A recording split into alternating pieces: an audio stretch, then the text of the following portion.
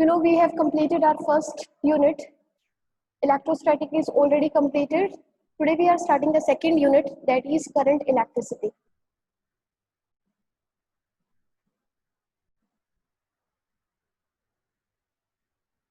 Current electricity today we will start, and beta, your first unit electrostatics plus current electricity. Both the units will be of 17 marks in the final exam. Means इन दोनों units में से आप लोगों को 17 marks के questions in दोनों units में से मिलेंगे. आपकी फर्स्ट यूनिट इलेक्ट्रोस्टैटिक्स और सेकंड यूनिट करंट इलेक्ट्रिसिटी. तो करंट इलेक्ट्रिसिटी है वो बहुत छोटी यूनिट है, विद इन अ वीक हमारी कंप्लीट हो जाएगी. इलेक्ट्रोस्टैटिक्स है वो थोड़ी सी, आप लोगों ने देखा ऑलमोस्ट 1 मंथ इसने ले लिया है. तो दोनों यूनिट्स को अच्छे से कीजिए एंड 17 मार्क्स जो होंगे वो आपके होंगे. तो देखिए हम लोगों ने इलेक्ट्रोस्टैटिक्स स्टडी कर ली है. इलेक्ट्रोस्टैटिक्स के मोस्ट ऑफ द जो आप लोगों को पता है कंसेप्ट्स हैं, अब आपको क्लियर है. तो now let us move on to the current electricity.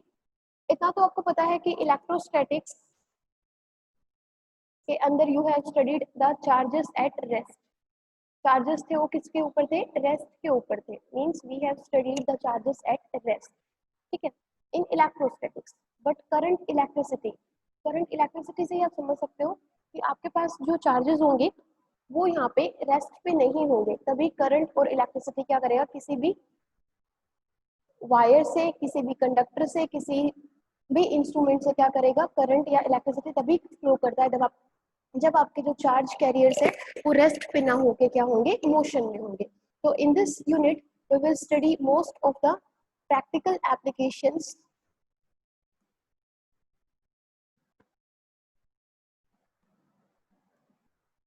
of electricity involving charges in motion.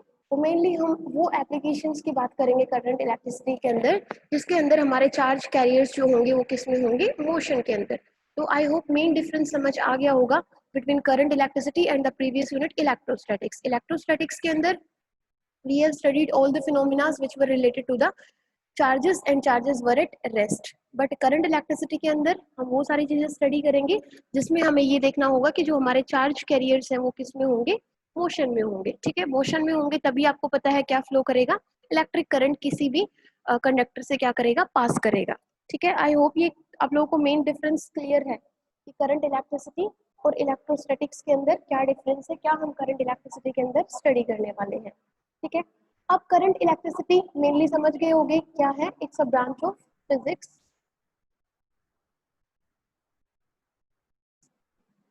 which deals with the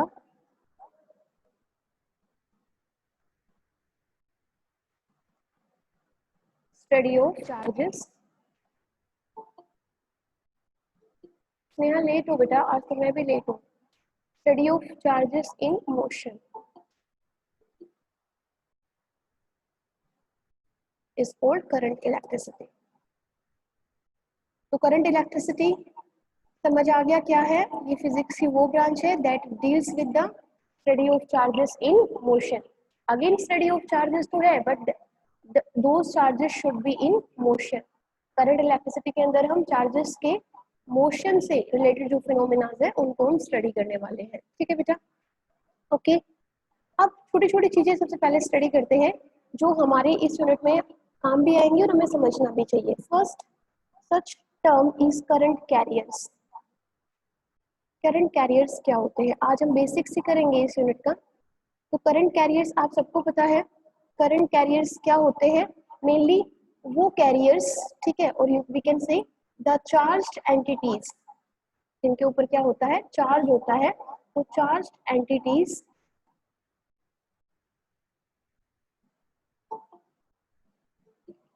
whose flow in a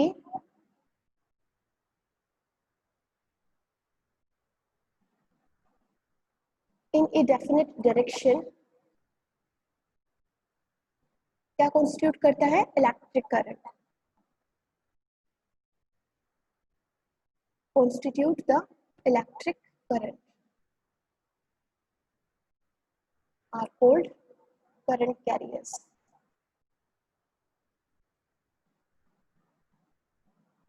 तो करंट कैरियर्स क्या है बेटा? करंट कैरियर्स वो चार्ज एंटिटीज है, ठीक है, जिनके ऊपर चार्ज एंटिटीज का मतलब जिनके ऊपर क्या है? चार्ज है। और जब वो किसी एक पर्टिकुलर डायरेक्शन के अंदर फ्लो करते हैं तो क्या कॉन्स्टिट्यूट करते हैं? इलेक्ट्रिक करंट फ्लो करते हैं। लेकिन याद रखिए, जब तक वो एक पर्टिकुलर डायरेक्शन के अंदर मूव नहीं करेंगे तब तक इलेक्ट्रिक करंट कॉन्स्टिट्यूट या इलेक्ट्रिक करंट फ्लो नहीं होगा। जब तक उनका मोशन रैंडम रहेगा, रैंडम मोशन समझ गए होगे ना, the motion which is not defined in a particular direction, तब तक जो ये करंट कैरियर्स है जब तक रैंडम मोशन में रहेंगे, no current will flow across a wire और a conductor, and when these current carriers flow in a definite direction, इसीलिए इसमें लिखा है flow in a definite direction, एक पर्टिकुलर डायरेक्शन होनी चाहिए इनकी, इन करंट कैरियर्स के फ्लो के, तभी वहां पे क्या होगा? इलेक्ट्रिक करंट कॉन्स्टिट्यूट होगा, ठीक है। अब ये जो करंट कैरियर्स है सॉलिड के अंदर अलग होते हैं, ठीक है, लिक्विड्स के अंदर अलग होते हैं, इंसुलेटर्स के लिए अलग होते हैं।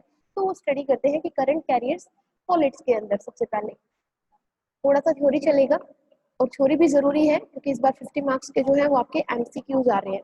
तो सॉलिड के अंदर आपको पता है सॉलिड है, मैटर है, ठीक है, पार्टिकल से मिलके बना हुआ है, तो इसके अंदर सॉलिड्स के अंदर क्या होते हैं? Free electrons are there, free electrons are there in the solids. आपको पता है सॉलिड्स के अंदर क्या होते हैं? फ्री इलेक्ट्रॉन्स होते हैं which are loosely bound to the nucleus and which are free to move inside the surface of the solid। और ये जब मूव करते हैं तो क्या कॉन्स्टिट्यूट करते हैं? इलेक्ट्रिक करंट फ्लो करते हैं। और इलेक्ट्रिक करंट क्या करते हैं? कॉन्स्टिट्यूट करते हैं। But again in free electrons का एक पर्टिकुलर डायरेक्शन के अंदर, एक डेफिनेट डायरेक्शन के अंदर मूव करना जरूरी है। तो सॉलिड्स के अंदर आपके जो चार्ज कैरियर्स है वो कौन हो गए हैं? फ्री इलेक्ट्रॉन्स, ठीक है, ये याद रखने की बात है। नेक्स्ट हम आते हैं सेमीकंडक्टर्स के अंदर। सॉलिड्स के अंदर हम मेनली किसकी बात कर रहे हैं? ये कंडक्टर्स की बात कर रहे थे, ठीक है। अब बात करते हैं सेमीकंडक्टर्स की। तो सेमीकंडक्टर्स में आपको पता है कुछ सेमीकंडक्टर्स के मैं अगर एग्जांपल ले लूं तो आपके पास सिलिकॉन है, आपके पास जर्मेनियम है,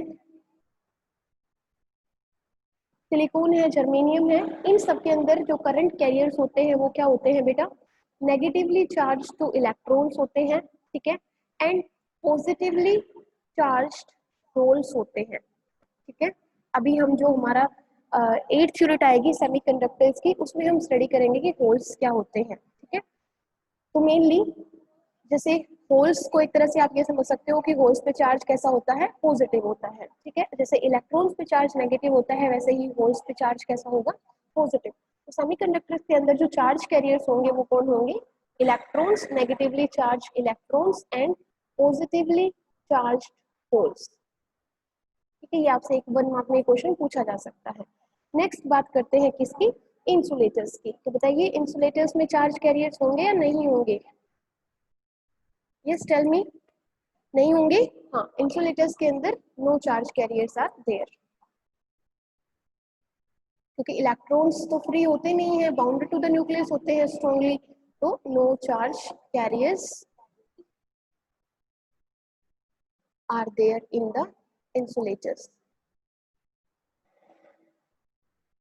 तो we have studied about the solids के अंदर द कंडक्टर्स के अंदर जो चार्ज कैरियर्स है that are free electron, semiconductors के अंदर जो free electron sorry charge carriers होंगे वो होंगे आपके इलेक्ट्रॉन्स एंड होल्स। इंसुलेटर्स के अंदर कोई भी चार्ज कैरियर्स अवेलेबल नहीं होंगे। देन उसके बाद करते हैं किसकी बात करते हैं? कुछ लिक्विड्स की बात कर लेते हैं। जैसे आपके पास NaCl है, NaCl एक सॉल्यूशन है, ठीक है, जैसे CuSO4 है, ये आपके पास सॉल्यूशन है। तो जैसे हम कुछ लिक्विड्स की बात कर लें कि लिक्विड्स के अंदर आपके पास चार्ज कैरियर्स कौन होते हैं, बता सकते हो? जैसे तो नॉर्मल आप लोग केमिस्ट्री के स्टूडेंट्स हो, आपको पता ही है, अगर आप NaCl का सॉल्यूशन लेते हो तो इसमें Na प्लस और Cl माइनस होता है आपके पास। तो Na जो प्लस है इसको क्या कहोगे? Na प्लस का आयन बन गया है ये भी एक, ठीक है, और ये भी आयन बन गया है, लेकिन ये इसको हम क्या बोलते हैं? कैटायन, एंड इसको हम क्या बोलते हैं? एनायन। तो आपके पास समझ गए होंगे जो लिक्विड्स के अंदर जो आपके चार्ज कैरियर्स होते हैं वो क्या होते हैं? आयंस होते हैं। और आयंस में पूछा जाए तो कौन सा? देखिए आपको दो तरीके से ऑप्शंस मिल सकते हैं। लिक्विड्स के अंदर charge carriers are, if you are given with option ions तो you will mark ion as the option. Still अगर आयंस ना मिलके अगर आपको कैटायंस एंड एनायंस अगर मिलते हैं तो आप क्या मार्क करोगे, कैटायंस एंड एनायंस। क्लियर है बेटा। गैसेस, अब बात करते हैं गैसेस की। क्लियर है ना, ये सब तो नॉर्मली चल रहा है अभी। देखिए गैसेस की अगर हम नॉर्मल कंडीशंस के अंडर अगर बात करें तो गैसेस जो है under normal conditions they behave like insulators. ठीक है, इंसुलेटर्स की तरह बिहेव करेंगे किसमें, अंडर नॉर्मल कंडीशन। मतलब जब आप कोई फोर्स नहीं लगा रहे हो, कुछ नहीं लगा रहे हो, तो under normal conditions gases behave like insulators. कैसे बिहेव करती है वो, इंसुलेटर्स की तरह बिहेव करती हैं। लेकिन अगर नॉर्मल कंडीशन से अगर हम डिफरेंट कंडीशंस की बात करें, कैसे, जैसे गैसेस को हम क्या कर सकते हैं, गैसेस कैन बी आयनाइज्ड। कैसे आयनाइज कर सकते हैं, by applying high potential difference at low pressure. मतलब अगर हम लो प्रेशर के ऊपर क्या प्रोवाइड कर दें, हाई पोटेंशियल डिफरेंस प्रोवाइड कर दें, और क्या कर दें, या फिर उनको क्या कर दें, एक्सपोज कर दें, और exposing them to the X rays. देखिए ये ध्यान से समझिए, गैसेस जो है वो under normal conditions they behave like insulators, कि उनके अंदर कोई चार्ज कैरियर्स नहीं होते हैं। But if we expose the gases to the X rays, या तो एक्स रेज के अंडर हम क्या कर दें, उनको एक्सपोज कर दें, या फिर हम क्या करें, एक हाई पोटेंशियल डिफरेंस लगा के अंडर लो प्रेशर उनको हम क्या कर सकते हैं, आयनाइज कर सकते हैं। ठीक है,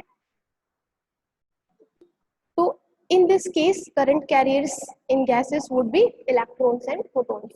तो आपके पास इस कंडीशन में जो चार्ज कैरियर्स होंगे गैसेस के अंदर वो कौन से होंगे, इलेक्ट्रॉन्स एंड प्रोटॉन्स।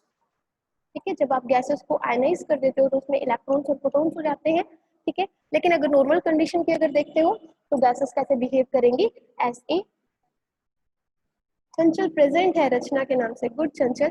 तो आपके पास गैसेस कैसे बिहेव करेंगे under normal condition, as insulators. Clear है बेटा, ये आप लोगों की बुक्स में गिवन है। मैं आप लोगों को बोलूंगी कि लेक्चर खत्म होने के बाद आप एक बार देखिए वहां पे जाके।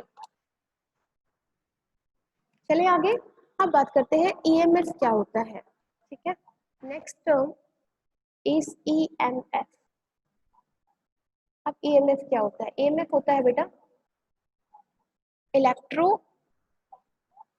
Motive force. एक्चुअल में इसका नाम इलेक्ट्रोमोटिव फोर्स है, but actually it is not force. ठीक है, ये फोर्स नहीं है। इसको इनिशियल में इलेक्ट्रोमोटिव फोर्स क्यों बोला गया, उसके पीछे थ्योरी है, क्योंकि उस टाइम तक जो आपका पोटेंशियल डिफरेंस है उसकी डिस्कवरी नहीं हुई थी। ठीक है, अभी हम देखेंगे इसको इलेक्ट्रोमोटिव फोर्स क्यों बोलते हैं। तो इलेक्ट्रोमोटिव फोर्स क्या है, आपको पता है, थोड़ा सा समझते हैं। इलेक्ट्रिक करंट,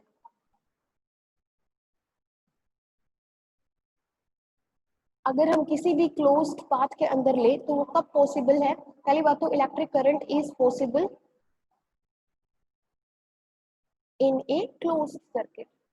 जब तक क्लोज पाथ नहीं होगा तब तक क्या नहीं होगा, करंट फ्लो नहीं करेगा। तो क्लोज्ड सर्किट होना चाहिए उसके लिए, फ्लो करने के लिए। And if there is source of external force, and if there is only the source of external force। ठीक है, तो इलेक्ट्रिक करंट तभी पॉसिबल है किसी भी क्लोज सर्किट के अंदर जब आप क्या लगाते हो, कोई एक्सटर्नल सोर्स देते हो। ठीक है, जिससे आपके जो इलेक्ट्रॉन्स है वो एक एंड से दूसरे एंड तक क्या करेंगे, under that external force electrons will flow from one point two another. ठीक है, एक पॉइंट से दूसरे पॉइंट की तरफ जाएंगे। अगर मैं आपको डायरेक्टली बोलूं तो लोअर पोटेंशियल से किधर जाएंगे, हायर पोटेंशियल की तरफ। ठीक है, इलेक्ट्रॉन्स का मूवमेंट ऐसा ही होता है। तो जब इलेक्ट्रिक करंट तभी पॉसिबल है किसी भी क्लोज सर्किट में जब आप वहां पे क्या लगाते हो, सोर्स ऑफ एक्सटर्नल फोर्स, और you can say source of energy लगाते हो। ठीक है, सोर्स ऑफ एनर्जी का मतलब या तो आप एक बैटरी लगा देते हो या एक सेल लगा देते हो, उसी को आप क्या कह रहे हो, सोर्स ऑफ एक्सटर्नल फोर्स। ठीक है, ये सोर्स ऑफ एक्सटर्नल फोर्स आप लगा रहे हो तो उसके अंडर क्या होता है कि एक पोटेंशियल डिफरेंस वहां पे क्रिएट हो जाता है, और we can say under this external force जो क्या होगा, करंट वहां पे फ्लो करेगा और ये एक्सटर्नल फोर्स इन चार्ज कैरियर्स को कंपेल करेगा to move in a definite direction, ठीक है। और इसीलिए इसको क्या बोला गया था, इसीलिए इसको बोला गया था फोर्स, क्योंकि एक्सटर्नल फोर्स की वजह से ही, इस एक्सटर्नल फोर्स की वजह से ही जो आपके चार्ज कैरियर्स थे बेटा, वो एक डायरेक्शन के अंदर क्या कर रहे थे, मूव कर रहे थे, ठीक है, एक पर्टिकुलर डायरेक्शन के अंदर वो मूव कर रहे थे। लेट इट बी, बाद में देखेंगे वो पॉजिटिव थे, नेगेटिव से पॉजिटिव की तरफ जा रहे थे, लेकिन हमने ये देखा कि किसी भी क्लोज पाथ के अंदर करंट तभी फ्लो कर रहा है जब हम क्या लगा रहे हैं, कोई एक्सटर्नल फोर्स लगा रहे हैं। ये एक्सटर्नल फोर्स क्या था, एक्चुअल में इलेक्ट्रोमोटिव फोर्स था, लेकिन ये कोई फोर्स नहीं था, अभी बताऊंगी ये क्या था। लेकिन इसको फोर्स क्यों बोला गया, क्योंकि इसके लगाने से जो करंट कैरियर्स थे वो एक पर्टिकुलर डायरेक्शन में मूव करने लगे, ठीक है। तो ये माना गया कि ये क्या है, कोई ना कोई फोर्स है जिसके इफेक्ट की वजह से चार्ज कैरियर्स क्या कर रहे हैं, एक पर्टिकुलर डायरेक्शन में मूव कर रहे हैं। तो ये सबको समझ आया कि इसको फोर्स क्यों बोला गया। इसको फोर्स इसलिए बोला गया बेटा क्योंकि under the application of this external force, electromotive force, charge carriers started moving in a particular direction. इसलिए इसको electromotive force बोला गया only at that time when it was discovered, ठीक है। जब इसकी एप्लीकेशन इसको इम्प्लीमेंट किया गया उस टाइम पे सिर्फ इसको फोर्स बोला गया। अभी देखते हैं इसको क्या बोला गया, ठीक है। तो चार्ज कैरियर्स आपको पता है मूव करेंगे कहाँ से कहाँ पे, चार्ज कैरियर्स एक्चुअल में मूव करेंगे नेगेटिव पोटेंशियल से पॉजिटिव पोटेंशियल की तरफ, या लोअर पोटेंशियल से हायर पोटेंशियल की तरफ, ये आप सबको पता है। तो this external force which makes the charge carriers to move in a definite direction is known as electromotive force. तो इस एक्सटर्नल फोर्स को, जिसकी वजह से जो चार्ज कैरियर्स है वो एक पर्टिकुलर डायरेक्शन के अंदर मूव करने लगे, तो इस फोर्स को क्या बोला गया, इलेक्ट्रोमोटिव फोर्स, ठीक है। एक्चुअल में it is not at all a force, ये फोर्स नहीं है, डोंट कंफ्यूज, ये फोर्स नहीं है। तो क्या है ये, it is a special case of potential difference, it is a special case of potential difference. Potential difference ही एक तरह से जिसकी वजह से due to which the charge carriers are flowing in a particular direction from lower potential to the higher potential, ठीक है। तो इसका नेचर क्या होगा, it's nature is work done पर यूनिट चार्ज, ठीक है बेटा। तो ये इलेक्ट्रोमोटिव फोर्स क्या है, ये फोर्स लगाता है और you can say in charges पे वर्क डन करता है, जिसकी वजह से ये लोअर पोटेंशियल से किसकी तरफ जा रहे हैं, हायर पोटेंशियल की तरफ जा रहे हैं। तो उसका नेचर क्या हुआ, इसका नेचर है वर्क डन पर यूनिट चार्ज। और यही तो बेटा हमने पढ़ा था कि वर्क डन पर यूनिट चार्ज हमारे पास क्या होता है, डेल्टा वी होता है, जिसको हम बोलते हैं वर्क डन पर यूनिट चार्ज। और इसी स्पेशल केस को हम यहाँ पे क्या कर रहे हैं, क्या बोल रहे हैं, इलेक्ट्रोमोटिव फोर्स। ये समझ आया इलेक्ट्रोमोटिव फोर्स क्या है। बेटा माइक ऑफ करें। ये एक एक्सटर्नल फोर्स बोल सकते हो, it's a source of energy, and by the application of this external force जो चार्ज कैरियर्स होंगे वो क्या करेंगे, एक पर्टिकुलर डायरेक्शन में मूव करेंगे। और कौन सी होगी वो पर्टिकुलर डायरेक्शन, नेगेटिव पोटेंशियल से पॉजिटिव पोटेंशियल, लोअर पोटेंशियल से हायर पोटेंशियल, कैसे भी बोलो, ठीक है। तो एक पर्टिकुलर डायरेक्शन में मूव करते हैं। तो वी कैन से कि यहाँ पे क्या लग रहा है, एक फोर्स लग रहा है, बट एक्चुअल में this is not a force, this is a special case of potential difference due to which these charge carriers are moving, ठीक है, in a particular direction। तो क्या है इस फोर्स का नेचर, इस फोर्स का नेचर है वर्क डन पर यूनिट चार्ज, जिसको आप लिख सकते हो वर्क डन पर unit charge is given as potential difference. तो इलेक्ट्रोमोटिव फोर्स क्या है बेटा, इलेक्ट्रोमोटिव फोर्स आपके पास क्या है, one kind of potential difference है। क्लियर है, चले आगे। ओ सौरभ जी आप आए, क्या बात है, कॉल नहीं पिक करते हो आप। ओके तो इलेक्ट्रोमोटिव फोर्स को हम ये कह सकते हैं कि इलेक्ट्रोमोटिव फोर्स एक सोर्स ऑफ एनर्जी है, पोटेंशियल डिफरेंस है दो पॉइंट्स के बीच में, जिसकी वजह से चार्ज कैरियर्स क्या करते हैं, एक पॉइंट से दूसरे पॉइंट की तरफ मूव करते हैं। तो अगर हमें इलेक्ट्रोमोटिव फोर्स को डिफाइन करना हो किसके, को electromotive force of a cell, ठीक है। एक सेल के इलेक्ट्रोमोटिव फोर्स को आप कैसे डिफाइन कर सकते हो, it is defined as the maximum potential difference between the two electrodes, ठीक है। दो इलेक्ट्रोड्स के बीच में जो मैक्सिमम पोटेंशियल डिफरेंस है is hold EMF of a cell due to which charge carriers are flowing from negative electrode to the positive electrode. ठीक है, EMF of a cell is defined as the maximum potential difference इन दोनों electrodes के बीच में जो maximum potential difference होगा उसी को हम क्या कहेंगे, EMF ऑफ ए सेल। तो EMF मेनली क्या होगा, पोटेंशियल डिफरेंस ही होगा। ठीक है, चाहे बैटरी का लगाओ चाहे सेल का लगाओ, तो दो इलेक्ट्रोड्स के बीच में जो पोटेंशियल डिफरेंस होगा उसी को हम क्या कहेंगे, EMF ऑफ ए सेल। और आपको पता है इन सेल्स से ही मिला के आप क्या बनाते हो, बैटरी बनाते हो। ठीक है, तो सारे सेल्स को अगर आप कनेक्ट कर दोगे तो वो क्या हो जाएगा, बैटरी का EMF हो जाएगा। क्लियर है? तो इस EMF को कैसे डिफाइन करोगे, बाय द लेटर, कुछ ऐसा, इसको आप एप्सिलॉन बोल सकते हो, और ये क्या होगा, close integral of E dot dl। याद रखिए ये क्या है, EMF of a cell that is given as, ये इंटीग्रेशन है, और इंटीग्रेशन के ऊपर अगर आप ऐसा एक सर्कल बना देते हो तो उसको हम क्या कहते हैं, close integral of E dot dl। अब E आपको पता है क्या है, इलेक्ट्रिक फील्ड है। ठीक है, और dl आपके पास क्या है, dl आपके पास एक स्मॉल पाथ सेगमेंट है। ठीक है बेटा, कि आपके पास सपोज करंट कुछ ऐसे इस पाथ में, क्लोज पाथ में फ्लो कर रहा है, तो इतने पाथ को हम क्या बोल सकते हैं, dl बोल सकते हैं, इसको dl बोल सकते हैं, और इन सारे dl को अगर हम मिला देंगे तो क्या बन जाएगा, एक सर्कल बन जाएगा। ठीक है, तो in close integral of E dot dl is known as क्या, EMF ऑफ ए सेल। समझ आ गया? अब सेल को आप कैसे रिप्रेजेंट करते हो ये आपको बताने की जरूरत नहीं है। सेल में हम दो इलेक्ट्रोड्स लेते हैं, दो पैरेलल प्लेट्स लेते हैं ऑफ अनइक्वल लेंथ। ठीक है, दोनों की लेंथ कैसी होगी, अनइक्वल होगी। दो इलेक्ट्रोड्स होंगे, एक आपके पास पॉजिटिव इलेक्ट्रोड होगा, एक आपके पास क्या होगा, नेगेटिव इलेक्ट्रोड होगा। ठीक है, तो ये आप सबको पता है, इसमें बताने की जरूरत नहीं है। तो जो SI यूनिट होगी इसकी EMF की, वो क्या होगी बेटा, SI यूनिट होगी क्या, वोल्ट। ठीक है, और यू कैन से वोल्ट को आप क्या लिख सकते हो, जूल पर कूलम, क्योंकि आपको पता है ना डेल्टा V को हम क्या लिखते हैं, पोटेंशियल डिफरेंस को वर्क डन पर यूनिट चार्ज।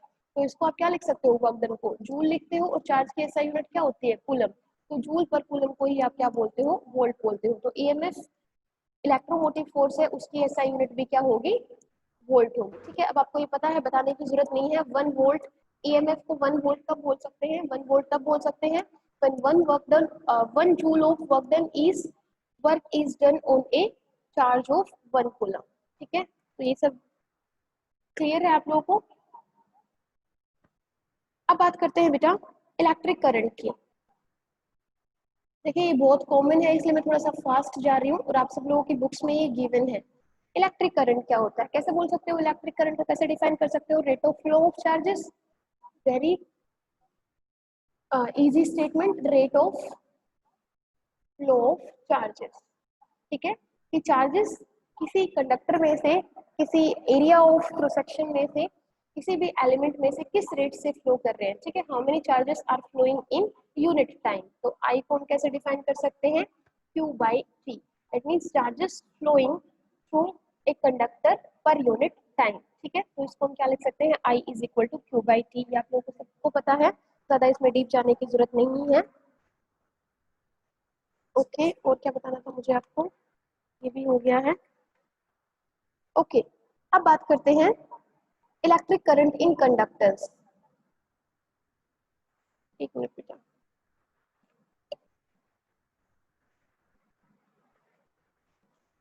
ओके, थोड़ा और डिस्कस कर लेते हैं इलेक्ट्रिक करंट के ऊपर। अभी तो देखा हमने कि नेट चार्ज कितना फ्लो कर रहा है, क्यू फ्लो कर रहा है। ठीक है, Q by T। अब अगर मैं बोलूं इफ डेल्टा Q, ठीक है, कंप्लीट चार्ज का स्मॉल अमाउंट, आप सबको पता है delta Q is net charge flowing across a cross section. ठीक है, किसी भी क्रॉस सेक्शनल एरिया में से suppose delta Q is the net charge flowing through the conductor in a particular direction during time interval delta T। ठीक है, तो मान लेते हैं कि ये जो चार्ज फ्लो कर रहा है, ये कब से कब फ्लो कर रहा है, T प्लस डेल्टा T। ठीक है, इस टाइम में तो हम क्या लिख सकते हैं, यहाँ पे जितना करंट फ्लो करेगा उस कंडक्टर में से वो कितना होगा, ये होगा delta Q over delta T, ठीक है। और यहाँ पे हम लिमिट लगा देंगे किसकी, डेल्टा टी की, कि जो डेल्टा टी है वो ऑलमोस्ट क्या है, अप्रोच कर रहा है किसको, जीरो को। तो जब ये जीरो को अप्रोच करेगा उस केस में आप इसको चेंज कर सकते हो किससे, D q by d T, ठीक है। और d q by d T क्या है, डी बाई डी टी क्या है, डिफरेंशिएशन ऑफ फर्स्ट ऑर्डर, और you can say this is first derivative of Q किसके रेस्पेक्ट में, टी के रेस्पेक्ट में, विद रेस्पेक्ट टू टी। तो देखिए अगर ये ऐसे होता D square Q by d T square, तो ये क्या होता, ये होता सेकंड ऑर्डर या सेकंड डेरिवेटिव, ठीक है, second derivative of Q with respect to T. तो आप आई को कैसे लिख सकते हो, आई को आप ये भी लिख सकते हो d q by d t, और d q by d t का मतलब first derivative, d by d t का मतलब है फर्स्ट डेरिवेटिव किसका, क्यू का, किसके रेस्पेक्ट में, टी के रेस्पेक्ट में, ठीक है। और जब आपके पास ऐसा हो तो क्या होगा, ये सेकंड डेरिवेटिव, और इसको बोलते हैं सेकंड ऑर्डर डेरिवेटिव भी बोल सकते हो, या सिंपली सेकंड डेरिवेटिव भी बोल सकते हो, ठीक है। तो यहाँ से आपके पास 1 एम्पियर कितना हो जाएगा, 1 एम्पियर हो जाएगा आपके पास क्यू बाई टी, तो 1 कूलम 1 सेकेंड। तो 1 ampere current is said to be 1 ampere when 1 coulomb of charge is flowing through a conductor in 1 second, ठीक है। 1 कूलम किसके इक्वल होता है, 1 coulomb is equal to how many electrons, yes tell me, 1 coulomb is formed by how many electrons, so 1 coulomb is equal to 6.25 into 10 to the power 18 electrons। Please याद रखिए, अगर आप लोगों की किस्मत अच्छी है तो ऐसा भी आंसर आ सकता है, सॉरी ऐसा भी क्वेश्चन पूछ सकते हैं। नेक्स्ट बेटा याद रखिए, कुछ छोटी छोटी चीजें हैं आपकी बुक्स में गिवन है, बट फिर भी I am telling you, current carrying wire है आपके पास, कोई भी वायर की बात कर रही हूँ बेटा मैं, current carrying wire doesn't have a net charge। ये मैं ऐसी ऐसी हेडिंग्स क्यों उठा के लेके आ रही हूँ, क्योंकि क्वेश्चन में यही पूछी जाएंगी कि सपोज आपके पास एक वायर है, ये एक वायर है, ठीक है, आप देख सकते हो इसका कुछ एरिया ऑफ क्रॉस सेक्शन भी है, कुछ लेंथ भी है। तो इसमें से this current carrying wire doesn't have any net charge, मतलब इसमें जो नेट चार्ज होगा वो कितना होगा, जीरो। ऐसा क्यों होगा, क्योंकि जब इलेक्ट्रॉन्स इस वायर में से फ्लो कर रहे हैं, ठीक है, सपोज इलेक्ट्रॉन्स इस डायरेक्शन में फ्लो कर रहे हैं, तो करंट की डायरेक्शन तो अपोजिट होने वाली है। तो जब electrons flow in a wire, the number of electrons entering, number of electrons entering the wire per second, ठीक है, जितने इलेक्ट्रॉन्स पर सेकंड इस वायर में एंटर हो रहे हैं, उतने ही इलेक्ट्रॉन्स पर यूनिट सेकंड इस वायर से क्या हो रहे हैं, लीव भी हो रहे हैं एट द अदर एंड। देखिए समझिए, जितने इलेक्ट्रॉन्स पर second, number of electrons entering the wire at one end per second is equal to the number of electrons leaving the wire at the other end। उतने electrons enter हो रहे हैं, उतने ही electrons क्या कर जा रहे हैं, लीव कर जा रहे हैं। therefore the current carrying wires does not have net charge, ठीक है, नेट चार्ज उस पे नहीं होगा। और आप ये भी बोल सकते हो कि इसलिए जो नेट चार्ज होगा वायर का वो नॉर्मली कितना होता है, जीरो, ठीक है, एट एवरी मोमेंट। याद रहेगा ये, ठीक है बेटा, चलें आगे। क्लियर है, कोई प्रॉब्लम तो नहीं इसमें, ये जस्ट मैंने वैसे ही केस उठा लिया था बीच में। ओके, सपोज आपके पास एक इलेक्ट्रॉन है, ठीक है, we have an electron and this electron is revolving in a circle of radius R. एक सर्कल के अंदर क्या कर रहा है, रिवॉल्व कर रहा है, and the radius of this circle is R, ठीक है, रेडियस है, इसकी स्पीड कितनी है, v है, और इसका जो टाइम पीरियड है, suppose we have an electron and this electron is moving in a circle of radius r with speed v, then जो time period of revolution है इस electron का, that is given as 2 pi r over velocity, ठीक है, यही तो करते हैं हम। टाइम क्या होता है, डिस्टेंस अपॉन में स्पीड, तो डिस्टेंस कितना होगा, उतना ये है, circumference of the circle 2 pi r, और स्पीड क्या है, v, ठीक है।